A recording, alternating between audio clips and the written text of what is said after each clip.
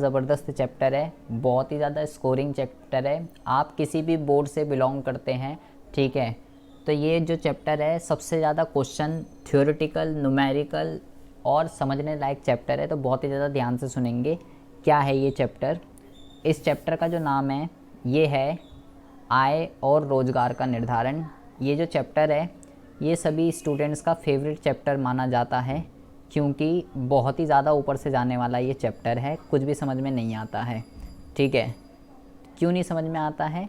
क्योंकि अगर बीच में कुछ भी मिस कर दोगे, क्लास छूट जाएगी तो कुछ समझ में नहीं आएगा। तो एक एक चीज़ को बहुत ही ज़्यादा ध्यान से समझना है। सारा ध्यान जो है रोज़ यहीं पे रखना, क्लास में मिस मत कीजिएगा और प्रैक्टिस कीजिएगा, जितना हो सके रिवाइज़ करके आना। देखिए, ये जो चैप्टर है आय और रोज़गार का निर्धारण, आय और रोज़गार का निर्धारण, ये जो चैप्टर है किसी किसी बुक में तो सबसे पहली बात तो आय और रोज़गार का निर्धारण लिखा रहता है, ठीक है। लेकिन किसी किसी बुक में, जैसे अगर हम सीबीएसई की ही बात करें, तो ये जो चैप्टर है ये हमारा चैप्टर आय और रोज़गार का निर्धारण नहीं लिखा हुआ होगा। ये जो हमारा चैप्टर है ये सब डिवाइड हो जाता है 3 कैटेगरी में। अगर अब आपके पास एनसीईआरटी की बुक नहीं है तो उसमें जो है ये चैप्टर 3 जगह क्लासीफाई हुए हुआ है। चैप्टर यही है तो उसको 3 जगह क्लासीफाई कर दिया, चाहे आपके पास कोई सी भी बुक हो। अदर राइटर की बुक्स की हम बात कर रहे हैं। जैसे कि सबसे पहले पार्ट में इसको जो नाम दिया गया है वो है समग्र मांग व इसके घटक। सबसे पहले पार्ट में ये नाम इसको दिया गया है, ठीक है। इस पार्ट में ये सिखाता है कि समग्र मांग क्या होती है, समग्र पूर्ति क्या होती है। बेटा आज की जो क्लास है ये एक इंट्रोडक्शन की क्लास होगी इस चैप्टर की, लेकिन ये जो क्लास है बहुत ही ज़्यादा ज़बरदस्त होने वाली है। एडवांस नॉलेज आपको मिलेगी जो कि आपको जो है इस चैप्टर को समझने में और पेपर को अटेंड करने में, सीबीएसई के भी खासकर, क्योंकि अब जो क्वेश्चन आने वाले हैं वो बहुत ही ज़्यादा टेढ़े क्वेश्चन आ रहे हैं एग्ज़ाम में, तो आपको बहुत ही ज़्यादा हेल्प मिलेगी। थोड़ा एडवांस आपको पढ़ना ही पड़ेगा। तो पहला जो होता है वो है समग्र मांग और इसके घटक। दूसरा जो है ये है आपका अल्पकालीन संतुलन उत्पादन। दूसरा ये होगा आपका नाम, ठीक है। और किसी किसी में ये भी लिखा रहता है, किसी किसी में बेटा 3 जगह बांट देता है इसको, समग्र मांग व इसके घटक, अल्पकालीन संतुलन उत्पादन, और एक और लिख देता है यहाँ पे निवेश गुणक व उसकी प्रक्रिया, ऐसे भी लिख देता है, ठीक है। वैसे कोई अलग वो नहीं है, निवेश गुणक व इसकी प्रक्रिया, ठीक है, ऐसे भी लिख देता है। और लास्ट में जो होता है इसको कहते हैं न्यून मांग व अधिमांग की समस्या। न्यून मांग व अधिमांग की समस्या। तो किसी किसी बुक में ये चैप्टर 3 जगह डिवाइड हुए हुआ है, किसी किसी बुक में ये चैप्टर 4 जगह डिवाइड हुए हुआ है। लेकिन बेटा ये हमारा एक ही चैप्टर है, ये कोई अलग अलग चैप्टर नहीं है। इस चैप्टर का जो नाम है ये है आय और रोज़गार का निर्धारण। तो ये अगर हम यूनिट वाइज बात करें तो सबसे पहले हम इसके ऊपर डिस्कशन करेंगे, फिर इसके ऊपर डिस्कशन करेंगे, फिर इसके ऊपर डिस्कशन करेंगे और फिर इसके ऊपर जो है हम डिस्कशन करेंगे। इस चैप्टर के अंदर हम सीखेंगे क्या? इस चैप्टर के अंदर हम जो है बेसिकली ये सीखने वाले हैं कि एक इसके नाम से ही देखो क्या पता चल रहा है, आय और रोज़गार का निर्धारण। इस चैप्टर के अंदर हम ये सीखने वाले हैं कि एक अर्थव्यवस्था के अंदर आय और रोज़गार का निर्धारण जो है वो किस तरीके से होता है, ये जो है हम इस चैप्टर के अंदर जो है वो पढ़ने वाले हैं, ठीक है। बट बहुत ही ज़्यादा ध्यान से सुनेंगे। पहले आपको कुछ नॉलेज जो है इस चैप्टर के रिगार्डिंग आपको गेन करनी है। ये जो चैप्टर है आय और रोज़गार का निर्धारण, ये जो चैप्टर है ना, इसमें अलग अलग अर्थशास्त्रियों ने आय और रोज़गार का निर्धारण, ये जो चैप्टर है अलग अलग अर्थशास्त्रियों ने अपने अपने व्यूज़ दिए हैं कि जी मेरे अकॉर्डिंगली ऐसे होगा, मेरे अकॉर्डिंगली ऐसे होगा और मेरे अकॉर्डिंगली ऐसे होगा। तो जितने भी अर्थशास्त्री हैं उनको अगर हम अपने उस पर बात करें तो उसको हम जो है बेटा 2 जगह बांट सकते हैं, ठीक है। पहले जो अर्थशास्त्री हैं, पहले जो एक होते हैं, एक देखो बहुत ही ज़्यादा ध्यान से सुनेंगे। एक जो टाइम पीरियड है ये है 1930, ठीक है। अभी हम बात करेंगे कि 1930 ही क्यों। एक अर्थशास्त्री हैं वो सारे के सारे अर्थशास्त्री जिनकी सोच 1930 से पहले की है, उनके अकॉर्डिंगली कैसे आय और रोजगार का निर्धारण होगा, और फिर जो अर्थशास्त्री हैं वो है 1930 के बाद के, उनके अकॉर्डिंगली आय और रोजगार का निर्धारण जो है वो कैसे होगा। ठीक है, तो जो भी वो सारे के सारे अर्थशास्त्री जो 1930 की पहले की सोच के हैं, उनके अकॉर्डिंगली आय और रोजगार का निर्धारण किस तरीके से होगा, उनको हम क्या कहते हैं, उनको हम कहते हैं क्लासिकल इकोनॉमिस्ट। क्या कहते हैं उनको हम कहते हैं क्लासिकल, क्या कहते हैं हम इनको हम कहते हैं क्लासिकल इकोनॉमिस्ट। ठीक है जी, जो भी 1930 की पहले की सोच के हैं। हिंदी में अगर हम बात करें तो हिंदी में हम इनको क्या कहते हैं, हिंदी में हम इसको कहते हैं परंपरावादी अर्थशास्त्री। ठीक है, या प्रतिष्ठित अर्थशास्त्री भी हम जो है इनको कह सकते हैं।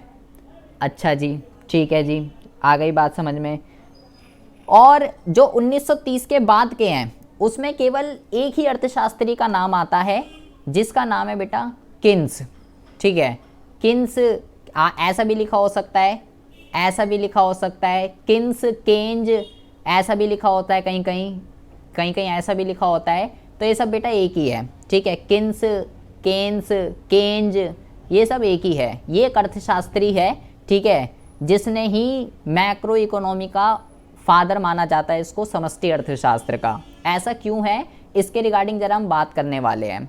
हमारे जो सिलेबस के अंदर है, ये जो चैप्टर है आय और रोजगार का निर्धारण, वो किसका है, हमें किसका पढ़ना है भाई। मैंने बोला एक आय और रोजगार का निर्धारण दो अर्थशास्त्रियों के पॉइंट ऑफ व्यू से हम पढ़ सकते हैं। एक हम पढ़ सकते हैं क्लासिकल इकोनॉमिस्ट के पॉइंट ऑफ व्यू से, और एक पढ़ सकते हैं किन्स के पॉइंट ऑफ व्यू से, कि किन्स के अकॉर्डिंगली एक अर्थव्यवस्था के अंदर आय और रोजगार का निर्धारण कैसे हो सकता है।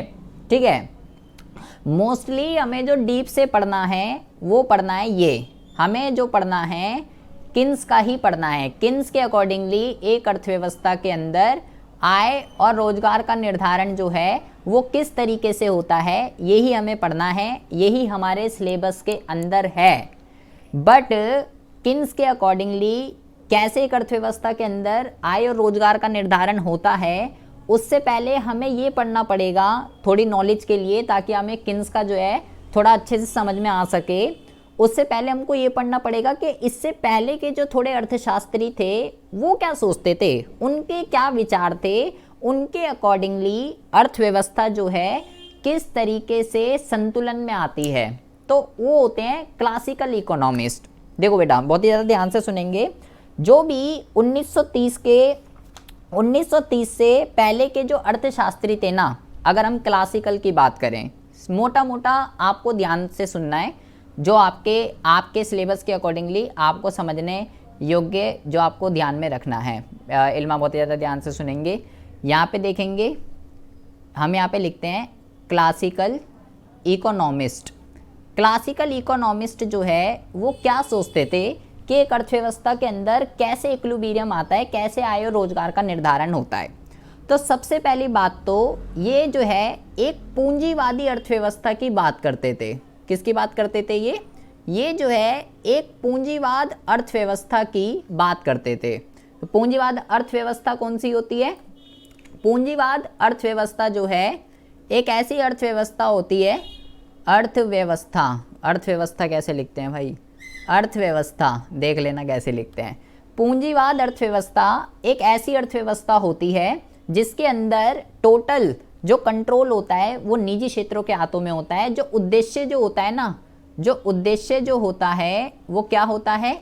उद्देश्य होता है लाभ कमाना। ठीक है, इस अर्थव्यवस्था के अंदर बेटा आपको ध्यान रखना है, इस अर्थव्यवस्था के अंदर सरकारी हस्तक्षेप जो है वो नहीं होता। सरकार किसी भी चीज़ के अंदर इंटरफेयर नहीं करती है। पूंजीवाद अर्थव्यवस्था उसको कहते हैं। तो जो क्लासिकल इकोनॉमिस्ट होते हैं वो बात करते हैं कैपिटलिस्ट इकोनॉमी की, जहाँ पे केवल निजी क्षेत्र होगा। कौन सा क्षेत्र होगा? केवल निजी क्षेत्र होगा, सरकारी क्षेत्र नहीं होगा। सरकार को अर्थव्यवस्था के अंदर इंटरफेयर करने की कोई ज़रूरत ही नहीं होती है। तीसरा जो सबसे मोस्ट इम्पॉर्टेंट है बेटा वो ये है कि जो ये क्लासिकल इकोनॉमिस्ट है ना, ये हमेशा किसकी बात करते हैं, ये मानते थे कि जो अर्थव्यवस्था है ना, जो अर्थव्यवस्था है वो बेटा हमेशा जो है ना पूर्ण रोजगार पर रहती है। इसका मतलब क्या होता है, अर्थव्यवस्था हमेशा पूर्ण रोजगार पर रहती है। तो इनका मतलब ये है कहने का, पूर्ण रोजगार का मतलब बेटा ये होता है कि वो सभी बंदे जो काम करना चाहते हैं उनको काम मिल जाएगा, कोई भी बंदा खाली नहीं रहेगा। ठीक है, तो इसका मतलब मैं यहाँ पे लिख देता हूँ। पूर्ण रोजगार का मतलब क्या होता है, पूर्ण रोजगार का मतलब होता है कि बेरोजगारी जो है वो शून्य है, जीरो बेरोजगारी होगी, कोई बंदा वेला घूमेगा ही नहीं, कोई बंदा खाली घूमेगा ही नहीं, सभी बंदे जो काम करना चाहते हैं प्रचलित मजदूरी दर पर उनको काम मिल जाएगा। अर्थव्यवस्था हमेशा पूर्ण रोजगार की स्थिति में रहती है। और ये मानते हैं कि अगर इन केस अगर बेरोजगारी हो भी गई तो कोई दिक्कत वाली बात नहीं है, अगर बेरोजगारी हो भी गई तो कोई दिक्कत वाली बात नहीं है। ये जो बेरोजगारी है ना, ये केवल अल्पकाल के लिए है, केवल शॉर्ट रन के लिए होती है। एक अर्थव्यवस्था के अंदर एक इनविजिबल हैंड काम करता है जो कि अर्थव्यवस्था को ऑटोमेटिकली इक्विलिब्रियम पे लेकर आ जाता है। कौन है वो इंडिविजुअल हैंड, कैसे अर्थव्यवस्था अपना आप जैसे कह रहा है ये कि अगर कुछ लोग अगर बेरोजगार हो भी जाए ना तो कोई दिक्कत वाली बात नहीं है, ये तो बहुत कम टाइम के लिए बेरोजगार हैं, इन सबको दोबारा से रोजगार में लगाने के लिए ये क्या मानते थे, 3 चीज़ें होती हैं बेटा, बहुत ही ज़्यादा ध्यान से सुनेंगे। सबसे पहला जो होता है वो होता है कीमत, दूसरा जो होता है वो होता है मजदूरी, और तीसरा जो होता है वो होता है ब्याज। ये जो अर्थशास्त्री हैं क्लासिकल वाले, ये सारे के सारे अर्थशास्त्री इन तीनों चीज़ों को जो है लचीला मानते थे। लचीला मानने का मतलब क्या है, लचीला मानने का मतलब है कि प्राइस, वेजेस, इंटरेस्ट, ये सब जो है सारी चीज़ें ऑटोमेटिकली चेंज होंगी, इसमें सरकार को इंटरफेयर करने की कोई भी ज़रूरत नहीं है। तो अगर कुछ लोग बेरोजगार हो भी गए ना तो होगा क्या, मजदूरी जो है उसको घटा देंगे, मजदूरी घट जाएगी, और अगर मजदूरी घटेगी तो बेटा डिमांड बढ़ेगी, तो वो लोग जो खाली बैठे हैं उनको काम मिल जाएगा। कीमत तो क्या होगा, अगर डिमांड सप्लाई काम नहीं करती तो कीमत के अंदर चेंज होगा तो मांग और पूर्ति बराबर हो जाएंगे। ठीक है, अगर ब्याज ऑटोमेटिकली चेंज होगा, अगर ब्याज के अंदर चेंज होगा तो बेटा क्या कहते हैं, बचत और निवेश ये सब आपस में खुद ब खुद बराबर हो जाएंगे। इनका ये मानना था। बस आपको सिर्फ अभी शॉर्ट में क्या ध्यान रखना है कि सरकार को बीच में घुसने की कोई ज़रूरत ही नहीं है। अगर किसी भी चीज़ में डिसइक्विलिब्रियम होता भी है ना अगर, तो सरकार को बीच में घुसने की कोई ज़रूरत नहीं है। अर्थव्यवस्था के अंदर एक ये सब क्या है, ये सब ऑटोमेटिकली काम करते हैं, डिमांड सप्लाई के फोर्सेस, सब कुछ खुद ब खुद हो जाएगा। अगर कुछ लोग बेरोजगार हो भी जाते हैं तो भैया मजदूरी घट जाएगी, डिमांड और सप्लाई, अगर मांग ज़्यादा हो गई या पूर्ति कम हो गई तो बेटा क्या कहते हैं, कीमतों में वेरिएशन आ जाएगा, अपना आप चेंज होकर अपना आप मांग पूर्ति बराबर हो जाएंगे। बचत और निवेश के अंदर अगर चेंज आया तो ब्याज में चेंज हो जाएगा। तो बेसिकली ये 5 चीज़ें मानते थे। अब बहुत ही ज़्यादा ध्यान से सुनेंगे, बहुत ही ज़्यादा ध्यान से। यहाँ पे जो है ये 5 चीज़ें मानते थे। ये बात करते थे पूंजीवाद अर्थव्यवस्था की। सरकार की तो कोई ज़रूरत ही नहीं है अर्थव्यवस्था को चलाने के लिए। अर्थव्यवस्था हमेशा पूर्ण रोजगार पे रहती है, कोई भी बंदा बेरोजगार नहीं होगा। ठीक है, और अगर बेरोजगारी हुई भी तो वो केवल शॉर्ट रन के लिए होगी, लॉन्ग रन में कोई बेरोजगारी नहीं होती इनके अकॉर्डिंगली।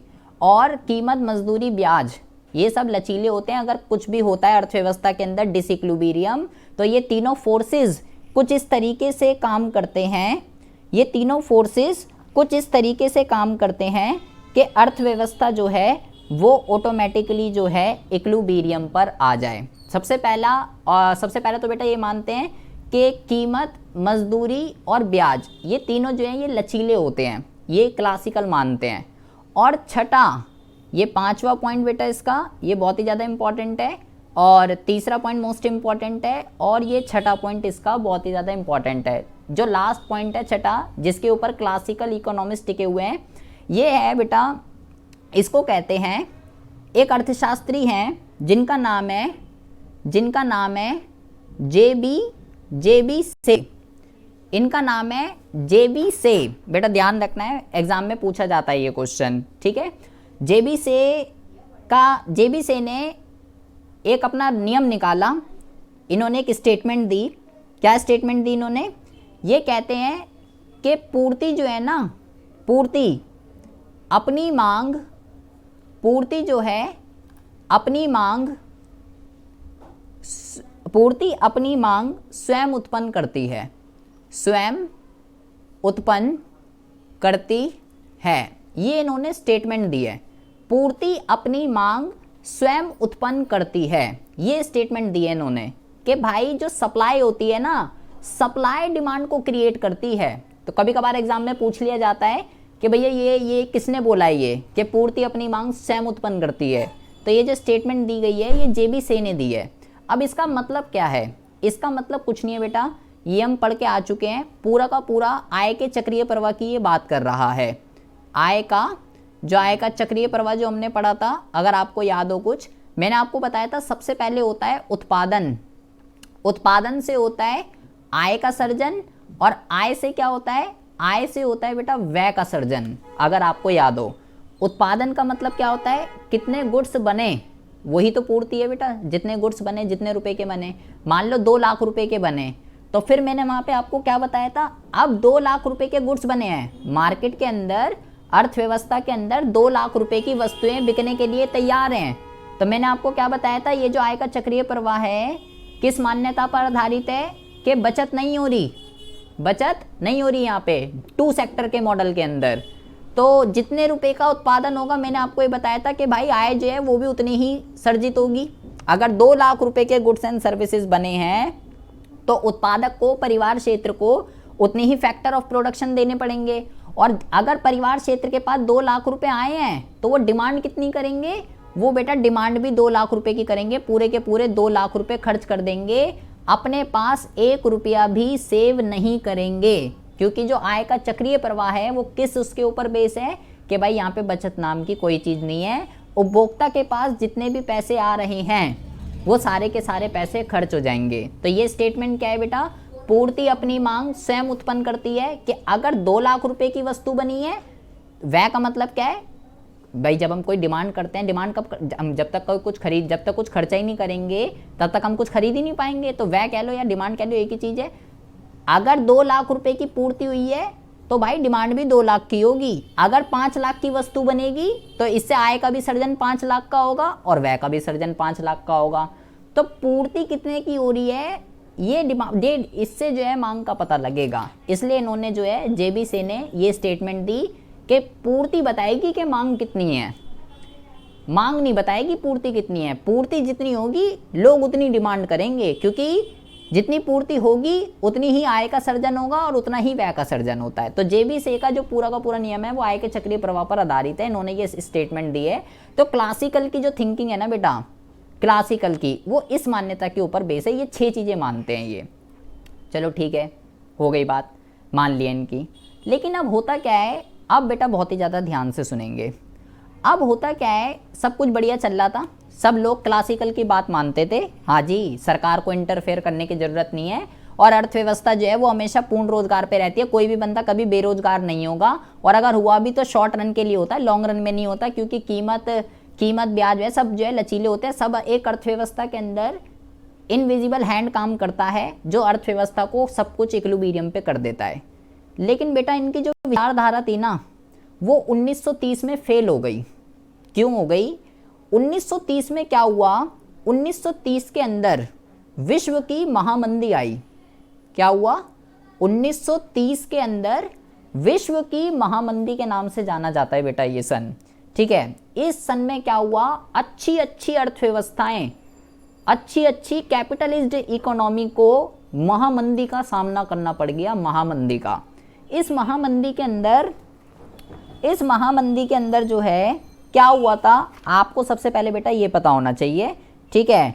अमेरिका के अंदर, अमेरिका और कई सारी अच्छी अच्छी कैपिटलिज्ड इकोनॉमी तबाह हो गई थी 1930 के अंदर। तो कभी कभार बेटा पूछ लेता है कि जो विश्व की महामंदी आई थी इसका जो टाइम पीरियड है बेटा 1900, बेसिकली तो वैसे तो 1929 से लेकर 1933 तक माना जाता है, ठीक है, जो भी ऑप्शन में वो देख लेना, पूछ लेता है बेटा, ये इंपॉर्टेंट है, ये इसका टाइम पीरियड है विश्व की महामंदी का। तो पूछ लेता है जी डिफाइन कीजिए क्या क्या हुआ था बताइए। तो आपको लिखना है सबसे पहला कि भाई अमेरिका के अंदर ना, अमेरिका में 500 बैंक क्या हो गए थे, अमेरिका में 500 बैंक जो है वो फेल हो गए। फेल हो गए का मतलब ये कह सकते हो इंसॉल्वेंट हो गए, पैसा डूब गया, पैसा देने के जो है वो लायक नहीं बचे, इंसॉल्वेंट हो गए। इंसॉल्वेंट कौन होता है बेटा, दिवालिया घोषित हो गए, अब उनसे कुछ नहीं हो सकता, ये कह सकते हो। ठीक है, 90 लाख लोगों को यहाँ पे आप लिखेंगे 90 लाख लोगों को पूर्ण या आंशिक रूप से क्या हुआ, अपनी, क्योंकि बैंक इंसॉल्वेंट हो गए, अपनी जमा राशि से हाथ धोना पड़ा मतलब साबुन से हाथ नहीं धोना पड़ा, हाथ धोना पड़ा का मतलब पैसा गया, डूब गया, जिसका जितना था अकाउंटों में सब गया, क्योंकि बैंक की इंसॉल्वेंट हो गए, पैसे नहीं मिल सकते अब। अच्छा जी, ठीक है। यहाँ पे आप लिखेंगे तीसरा पॉइंट, निर्माण कार्य जो है बढ़ने की बजाय 5% कम हो गए। ये लीजिए जी, और देखिए जी, बिजनेस के जो प्रॉफिट थे, व्यावसायिक लाभ क्या हुआ, व्यावसायिक लाभ घटकर शून्य हो गए। अच्छा जी, और सुनिए जी, पांचवा, बहुत ही ज़्यादा ध्यान से सुनेंगे, श्रमिकों का 1/4, 1/4 मजदूरों का 1/4 भाग बेरोजगार हो गया, लोगों को काम धंधों से निकाल दिया गया। क्यों निकाल दिया गया बेटा, क्योंकि जब बिजनेस में बिल्कुल जो 2020 की जो सिचुएशन थी ना बेटा, जैसे लॉकडाउन लगा था, सेम सिचुएशन, वो तो 2020 की तो कुछ भी नहीं थी, उससे भी बड़े लेवल पे 1930 में हुई थी, इसलिए उसको विश्व की महामंदी कहते हैं। जैसे 2020 में जैसे लॉकडाउन लगा, लोगों को जॉबों से निकाल दिया गया, पलायन, मजदूर करने लग गए, सेम सिनेरियो 1930 में हुआ था, लेकिन बहुत ही बड़े लेवल पे। ठीक है, श्रमिकों का 1/4 भाग जो है वो जो है बेरोजगार जो है वो हो गया था, और जो है बेरोजगार हो गया। हाँ जी, कौन सा बीमारी फैला था? नहीं, तब कोई बीमारी नहीं फैली थी बेटा, तब जो है ये जो दिक्कत हुई थी, अभी बताता हूँ ये क्या हुआ, इसका क्वेश्चन भी ठीक है कि यार ये सब, चलो 2020 में तो कोविड आ गया था, उस टाइम पे ऐसा कौन सा कीटाणु आया जिंदगी में कि ऐसा हो गया दुनिया के अंदर, ऐसा क्या हुआ था, इसका भी क्वेश्चन सही है भाई। यहाँ पे जो है ये है श्रमिकों की जो मजदूरी है, की जो मजदूरी है वो घटा दी। जैसे बेटा अभी तक जो है कंपनियां 2020, 2021, 2022, बेटा अगर आपके घरों में भी फादर वगैरह, भाई बहन सब काम करते हो, आधी सैलरी देते हैं कंपनी वाले अभी, कि जी वर्क फ्रॉम होम चल रहा है, आधी सैलरी मिलेगी जी, घर से काम हो रहा है तो, और चाहे ऑफिस में भी जा रहे हो तब भी आधी मिलेगी। 2-2, 3-3 महीने से सैलरी नहीं आ रही है अभी भी लोगों की, अभी तक ये हाल है बेटा। तो सेम वही हुआ। तो अब क्या होता है ये सब, अच्छा इसने क्वेश्चन पूछा जी ऐसा, अब तो कोविड आ गया था, तो उस टाइम पे क्या हुआ, ये सब ऐसा क्या हो गया एकदम से सडनली, ये जो बेटा सारी दिक्कत है, ये जो हुई सारी की सारी दिक्कत, ये हुई है बेटा शेयर मार्केट की वजह से। वहाँ उस टाइम पे क्या हुआ था, ब्लैक डे के नाम से भी उसको जाना जाता है, बहुत सारी सिचुएशन उस टाइम पे हुई थी। इसमें क्या हुआ, जो शेयर बाजार है, शेयर मार्केट जो है वो क्या हो गई थी, शेयर मार्केट जो है वो क्रैश हो गई थी बेटा। किसी भी देश का जो शेयर बाजार होता है ना, उसके ऊपर बहुत सारी चीज़ें डिपेंड करती है, तो वो क्रैश हो गया। जैसे अगर आप जिस दिन पहला लॉकडाउन लगा था भारत में, अगर आप शेयर मार्केट में करते हैं, डील वगैरह करते हो, देखते हैं, तो उस दिन का अगर आप ग्राफ देखना क्या हुआ था उस दिन, शेयर मार्केट का ग्राफ अगर आप देखोगे, तो सबसे पहले तो आपको ये ध्यान रखना है, मानते थे 1930 तक लोग क्लासिकल की बहुत बात मानते थे, ठीक है, लेकिन जब 1930 में विश्व की महामंदी आई, आपको सबसे पहले जब रात को सोते टाइम आप ज़रूर सर्च कीजिएगा why great depression happen, great depression क्यों हुआ, ये ज़रूर सर्च कीजिएगा रात को सोते टाइम, ठीक है। तो आपको पता चलेगा, पूरा हिस्ट्री पढ़ना, सब कुछ शेयर मार्केट के ऊपर है। शेयर मार्केट वगैरह जो है क्रैश हो गई थी, ठीक है। थर्सडे का उस दिन था और बहुत सारी चीज़ें एक साथ सडनली हुई, तो जिसकी वजह से उसको ब्लैक थर्सडे के नाम से जाना जाता है उस दिन को। तो भैया ब्लैक थर्सडे, ठीक है। तो भैया मैं यहाँ लिख देता हूँ, चलो ठीक है।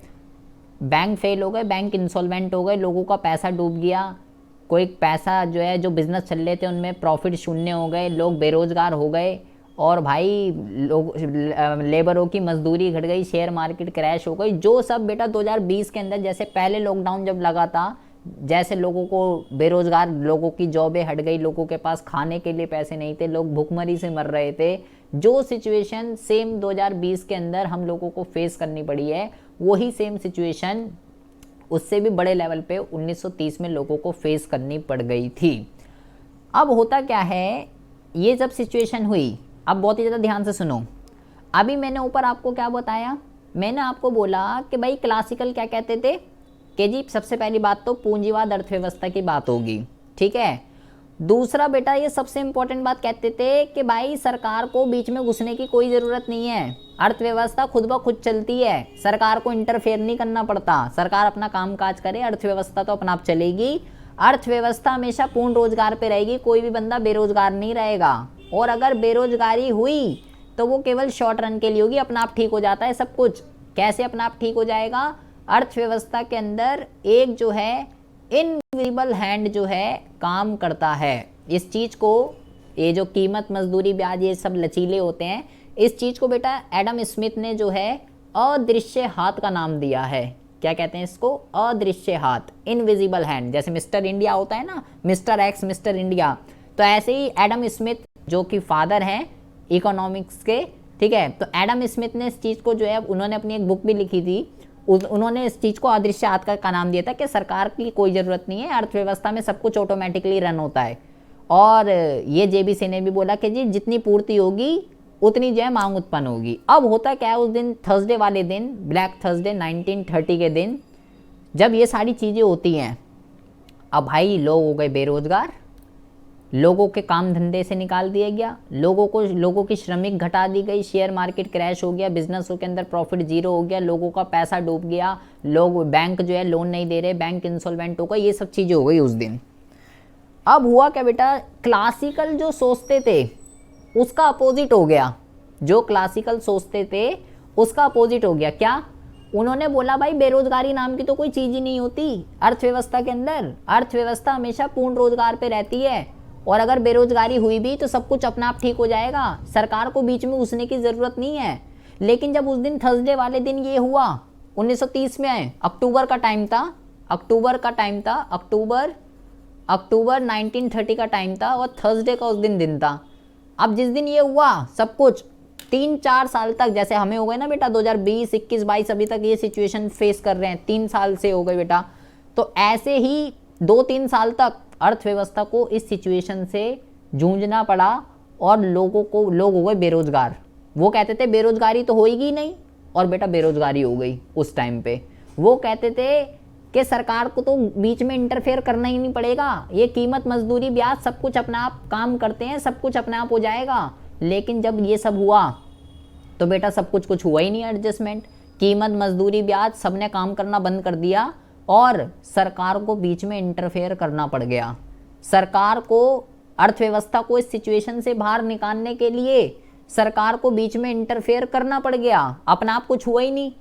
जैसे अभी 2020 में लॉकडाउन लगा था, लोग बेरोजगार हो गए, लोग भुखमरी से मर रहे थे, तो बेटा सरकार ने बीच में लोगों को, जो मजदूर पलायन कर रहे थे, फ्री में राशन देना, अभी तक बेटा राशन मिलता है फ्री में, ठीक है, लोगों को खाने के लिए देना, और लोगों के अकाउंटों में पैसे डलवाना, जो भी है, झूठा है सच्चा है जो भी है, ठीक है, लेकिन जो भी है करा, सरकार ने बीच में इंटरफेयर करा, ठीक है। अलग अलग मोदी ने प्लान निकाले थे, अगर आपको याद हो, अगर आप आपने लॉकडाउन में उसके भाषण सुने हो कि जी बाहर से सामान ना खरीदे, लोकल से सामान खरीदे, वोकल को लोकल बनाओ, अलग अलग तरीके के किसान भाइयों की मदद करो, ये करो वो करो, बहुत सारी सिचुएशन उसने करी कि हम उस सिचुएशन से बाहर निकल सके। मतलब जब हम फंस गए उस सिचुएशन में, मंदी जब आ गई तो उसमें फिर सरकार को बीच में घुसना पड़ा। बिना सरकार के तो हम निकल ही नहीं सकते थे उस सिचुएशन से, क्योंकि सब एकदम से बंद हो गया, सारी इकोनॉमिक एक्टिविटी ठप हो गई, लोगों को काम धंधों से निकाल दिया, लोग घर में बैठ गए। तो अब उस सिचुएशन से निकलने के लिए सरकार को बीच में इंटरफेयर करना पड़ा, और उस टाइम पे भी यही हुआ। तो भाई अब तो क्लासिकल जो सोचते थे उसका तो उल्टा हो गया। वो कहते थे सरकार को तो बीच में घुसने की जरूरत ही नहीं है, लेकिन अब सरकार घुसी। वो कहते थे बेरोजगारी नहीं होगी, बेरोजगारी भी हो गई। वो कहते थे बेटा कि पूर्ति अपनी मांग को स्वयं उत्पन्न करती है, कि जितना बनेगा उतना बिक जाएगा। ओवर प्रोडक्शन, ना तो ओवर प्रोडक्शन होगी और ना अंडर प्रोडक्शन होगी। वो कहते हैं जितना बनेगा उतना बिक जाएगा, क्योंकि लोगों के पास जितना पैसा आएगा लोग बचत नहीं करेंगे, सब खर्च कर देंगे। तो वो कहते थे ओवर प्रोडक्शन अंडर प्रोडक्शन नहीं होगी। लेकिन उस टाइम पे क्या हुआ, जब लोगों को काम धंधे से निकाल दिया गया, लोगों के पास पैसे ही नहीं थे, जिनके थे उनके बैंकों में डूब गए। तो बेटा अब क्या हुआ, माल बना हुआ है लेकिन लोगों के पास पैसे नहीं है, बिक ही नहीं रहा। तो ओवर प्रोडक्शन की सिचुएशन हो गई। क्या हुआ, अति उत्पादन हो गया। अति उत्पादन, माल बिक ही नहीं रहा। क्यों नहीं बिक रहा, क्योंकि लोगों के पास पैसे नहीं है। लोगों के पास पैसे क्यों नहीं है, क्योंकि रोजगार नहीं है। और रोजगार क्यों नहीं है, क्योंकि मांग नहीं है। सबसे खतरनाक सिचुएशन। तो अति उत्पादन की समस्या क्रिएट हो गई। तो मतलब क्लासिकल जो सोचते थे उस दिन, थर्सडे वाले दिन 1930 को सब कुछ उल्टा ही हो गया। फिर लोगों ने सोचा यार ये तो हम इतने सालों से यार क्लासिकल की बात मानते थे इतने सालों से, और ये क्या हुआ, अब ये तो सब कुछ उलट ही हो गया। ये कहते हैं सरकार को इंटरफेस नहीं करना पड़ेगा, अब सरकार तो हस्तक्षेप कर रही है, बिना सरकार के तो इस सिचुएशन से लिखने नहीं। फिर बेटा एक हीरो सामने आते हैं जिनका नाम है किन्स। इन्होंने जो है इन क्लासिकल की ऐसी की तैसी कर दी। इन्होंने जो है इनकी बहुत ज़्यादा आलोचना करी। किनकी, क्लासिकल की। ये कहते थे हाँ जी, क्या कह रहे थे, सरकार को इंटरफेयर नहीं करना पड़ेगा। अब सरकार कैसे इंटरफेयर कर रही है। आप कह रहे थे बेरोजगारी नहीं होगी, अब कैसे बेरोजगारी हो रही है। आप कहते थे कि भैया कोई ओवर प्रोडक्शन अंडर प्रोडक्शन नहीं होगा, अब कैसे हो गया। ये क्या हो रहा है, अब आप तो जो सोचते थे सब कुछ गलत हो गया।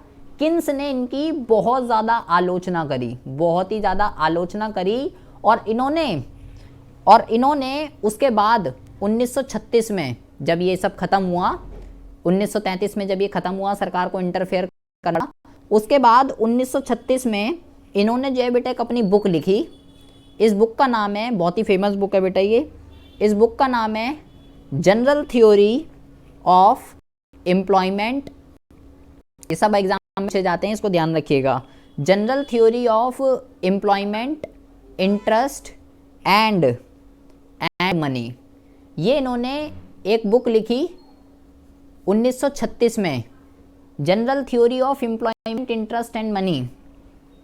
इस बुक को लिखने के बाद जब इन्होंने 1936 में, ये इंग्लैंड के अर्थशास्त्री थे, जब इन्होंने ये बेटा बुक लिख दी, उसके बाद बेटा सिर्फ किन्स और किन्स, सिर्फ किन्स का ही नाम चला।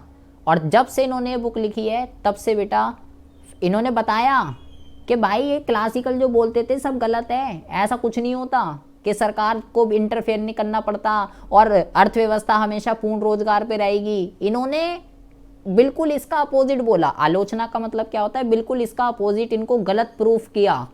तो इन्होंने अपना बताया। अबे भाई तुम मेरी बात सुनो, मेरे अकॉर्डिंगली कैसे जो है अर्थव्यवस्था के अंदर इक्विलिब्रियम आता है, ये तुम्हें इतने सालों से पागल बना रहे थे, ये गलत बता रहे हैं। मेरे अकॉर्डिंगली कैसे होगा वो इन्होंने इस बुक के अंदर बताया, general theory of employment, interest and money. तो हमें इन्हीं का ही पढ़ना है, हमें इन्हीं के अकॉर्डिंगली एक अर्थव्यवस्था के अंदर आय और रोजगार का निर्धारण किस तरीके से होता है वो जो है वो हमें पढ़ना है। सबसे पहली बात तो इन्होंने जो बताया इनके अकॉर्डिंगली अर्थव्यवस्था के अंदर कैसे जो है आय और रोजगार का निर्धारण होता है, ये इन्होंने क्या बताया बेटा। सबसे पहली बात तो आपको बहुत ही ज़्यादा इंपॉर्टेंट बात ध्यान रखनी है बेटा, बहुत ही ज़्यादा।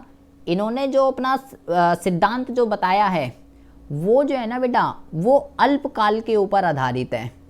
क्या है, अल्पकाल पर आधारित है। सबसे इंपॉर्टेंट बात, अल्पकाल पर आधारित का मतलब दो तरीके का टाइम पीरियड होता है बेटा, बहुत ज़्यादा ध्यान से सुनेंगे, बहुत ज़्यादा, क्योंकि ये चीज़ आगे बहुत ज़्यादा काम आने वाली है आपके, आगे समझ में नहीं आएगा।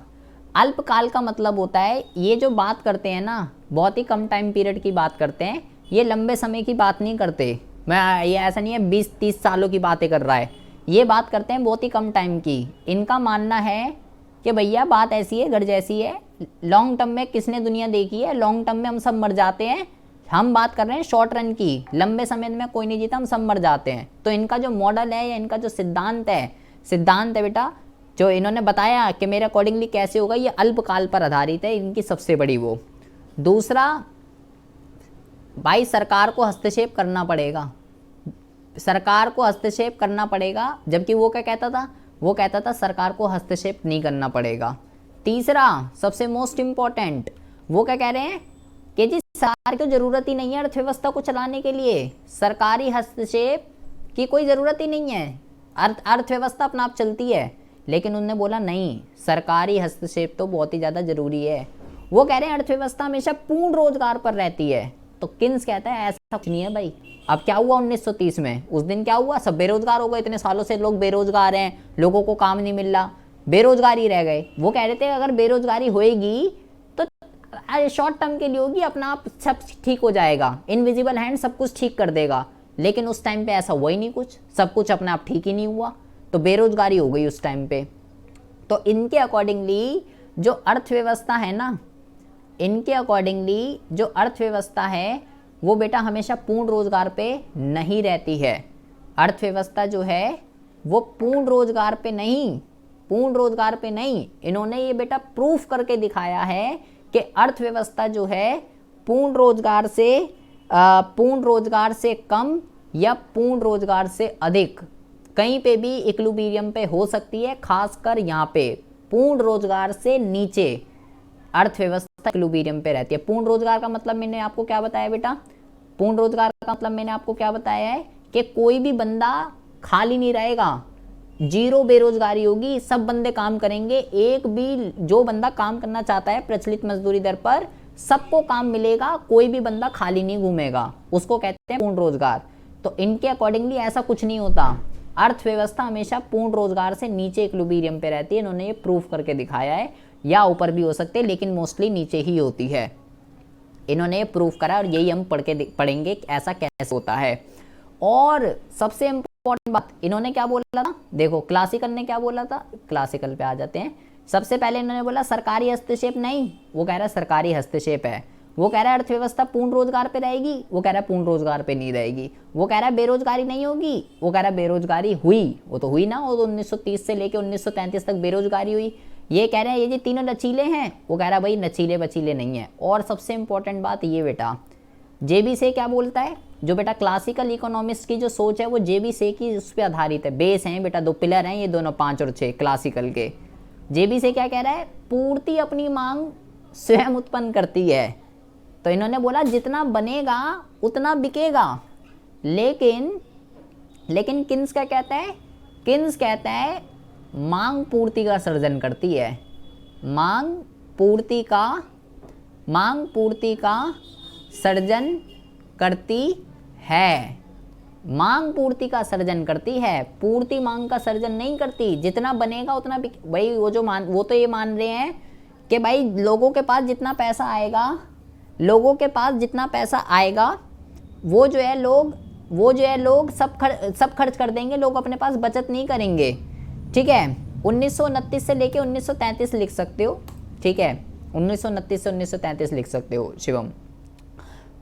इनके अकॉर्डिंगली मांग, लोग जितनी डिमांड करते हैं ना, लोग जितनी डिमांड करते हैं उसके अकॉर्डिंगली प्रोड्यूसर सप्लाई करेंगे, ना कि प्रोड्यूसर जितनी सप्लाई करेंगे लोग उतनी डिमांड करेंगे। इनके अकॉर्डिंगली लोग सारा पैसा खर्च नहीं करते, बचत नाम की भी कोई चीज़ होती है। कि वो तो जेबी से तो क्या कह रहा है कि जितना पैसा आएगा उतना खर्च हो जाएगा, बचत नहीं होगी। लेकिन वास्तविक में ऐसा नहीं होता, लोग अपना पैसा बचत भी तो करते हैं ना, वास्तव में ऐसा थोड़ी होता है। रियल लाइफ में तो लोग पैसा सेव भी करते हैं। तो किन्स यही कह रहा है कि भैया ऐसा नहीं होता, लोग अपने पास कुछ सेव भी करते हैं और जितना सेव करेंगे उतना ही माल जो है वो बिना बिके रह जाएगा। तो ये जो है ये बिल्कुल अपोजिट है उसका, क्लासिकल का। अल्पकाल की बात करता है ठीक है, सरकारी हस्तक्षेप होगा, अर्थव्यवस्था पूर्ण रोजगार पे नहीं, या तो उससे नीचे या उससे ऊपर रहेगी, मोस्टली जो है वो नीचे रहती है बेटा। और मांग जो है, मांग पूर्ति का सर्जन करती है, पूर्ति मांग का सर्जन नहीं करती है, सबसे इंपॉर्टेंट बात। और किन्स जो है ना वो किसके ऊपर फोकस करता है बेटा ज़्यादा, किन्स जो है मांग पक्ष पर ज़्यादा फोकस करता है, किन्स जो है मांग पक्ष पर ज़्यादा फोकस करता है, जबकि जो क्लासिकल इकोनॉमिस्ट हैं ये जो है बेटा पूर्ति पक्ष पर ज़्यादा फोकस करते थे। ठीक है, ये पूर्ति पक्ष पर जो है ज़्यादा फोकस करते थे, लेकिन अर्थव्यवस्था के अंदर इक्विलिब्रियम निकालने के लिए मांग और पूर्ति जो है, मांग और पूर्ति जो हैं वो दोनों ही जो है बेटा डिपेंड करती हैं कैसे संतुलन जो है वो निर्धारित होगा। तो ये बेटा ये आपको बुक में शायद ही देखने के लिए मिले। ठीक है, अगर आपके पास टी.आर. जैन के अलावा और कोई दूसरे राइटर की बुक है, NCERT है अगर, उसमें तो ये सारी चीज़ें मिल जाएंगी आपको। टी.आर. जैन में ये सारी चीज़ें जो है आय का चक्रीय, जे.बी. से का नियम बेटा आय के चक्रीय प्रवाह पर आधारित है। आय का चक्रीय प्रवाह जे.बी. से पर आधारित नहीं है। जे.बी. से ने जो अपना नियम दिया है, से का बाजार नियम कहते हैं इसको। क्या कहते हैं इसको? इसको कहते हैं, इस नियम को क्या कहते हैं? इस नियम को कहते हैं से का बाजार नियम, ये कहते हैं इसको, से का बाजार नियम, सेज लॉ ऑफ मार्केट, के पूर्ण उत्पादक जितना बनाएंगे लोग उतना खरीदेंगे। तो ये आय के चक्रीय प्रवाह के ऊपर बेस है, आय के चक्रीय प्रवाह उसके ऊपर बेस नहीं है। तो ये सब हुआ, ये बेटा आपके लिए एक्स्ट्रा नॉलेज है। और यहाँ पे चाहो तो एक और चीज़ यहाँ पे लिख लो कि तकनीक, निवेश, तकनीक, निवेश एंड ये सब लिख लो, और भी सारी चीज़ें अल्पकाल में स्थिर रहते हैं। ठीक है, ये सब बेटा ध्यान रखना है आपको, ये सब चीज़ें आगे आपके बहुत ज़्यादा काम आएंगी। ये अब क्योंकि ये तो इसका जो सिद्धांत है वो शॉर्ट रन के ऊपर बेस है, तो ये कहता है भाई शॉर्ट रन में ना तो टेक्नोलॉजी चेंज हो सकती, टेक्नोलॉजी, इन्वेस्टमेंट कुछ भी चेंज नहीं होगा, सब बेटा फिक्स रहेंगे अल्पकाल के अंदर। तो ये बकवास आपको शायद ही टी.आर. जैन में मिलेगी। ठीक है, बट आने वाले टाइम में क्वेश्चन कैसे आ जाता है पूरे बेटा, क्वेश्चन के पूरी टी.आर. जैन की बुक के अंदर एक मेरे को इसका ड्रॉबैक लगता है इस चैप्टर का, किन्स का बेटा कहीं नाम नहीं है पूरे चैप्टर के अंदर। पूरे 3 पार्ट में उन्होंने डिवाइड कर रखा है इसको, ये समग्र मांग, एफ पूर्ति, उत्पादन और न्यून मांग, 3 चैप्टर में डिवाइड कर रखा है। और किन्स का बेटा के वर्ड उन्होंने कहीं यूज़ नहीं करा, जिसकी वजह से एग्ज़ाम में क्वेश्चन आता है, एग्ज़ाम में क्वेश्चन आ जाता है ऐसे कि जी किन्स के अकॉर्डिंगली जो है, किन्स के अकॉर्डिंगली जो है कैसे आय और रोजगार का निर्धारण होता है बताइए। अब बच्चा कंफ्यूज हो जाता है कि यार ये किन्स कौन है, उसे यही नहीं पता होता, वो तीनों ये चैप्टर पढ़ लेता है, समग्र मांग, अल्पकालीन निवेश, ये सब पढ़ लेता है, उसे यही नहीं पता होता कि मैं किन्स का सिद्धांत पढ़ रहा हूँ। ये बेटा सबसे ज़्यादा इम्पोर्टेंट है। एक जगह है, पता है मेरे को, एक जगह है इसका नाम, लेकिन बेटा इसने इतना बड़ा सिद्धांत दिया है, हर जगह इसका नाम होना चाहिए था। और दूसरी अदर बुक्स में अच्छा लिखा हुआ है, लेकिन टी.आर. जैन में जो है इसका सिर्फ एक जगह नाम लिख रखा है, वो भी छोटा सा ब्रैकेट के अंदर, और कहीं भी नाम नहीं है। हाँ जी, नहीं दिया गया है सर इसका नाम। है जी, नहीं दिया ना, नहीं दिया इस नहीं दिया है सर, कहाँ पे दिया हुआ है? सर संतुलन का पार्ट। हाँ, मैं ही तो कह रहा हूँ, संतुलन के सेकंड पार्ट में वो ब्रैकेट में लिखा हुआ है, बस छोटा सा, किन्स के अकॉर्डिंगली, किन्स के अनुसार, बस ऐसे लिखा हुआ है बस, और कहीं नहीं लिखा, और कहीं नहीं लिखा हुआ। लेकिन बेटा आपको ध्यान रखना है, हम जो सिद्धांत पढ़ेंगे ये किन्स का ही सिद्धांत पढ़ेंगे कि किन्स के अकॉर्डिंगली कैसे अर्थव्यवस्था आती है। तो क्योंकि क्लासिकल फेल हो गए 1930 की महामंदी के कारण, उसके बाद इन्होंने अपनी बुक लिखी the general theory of employment, interest and money.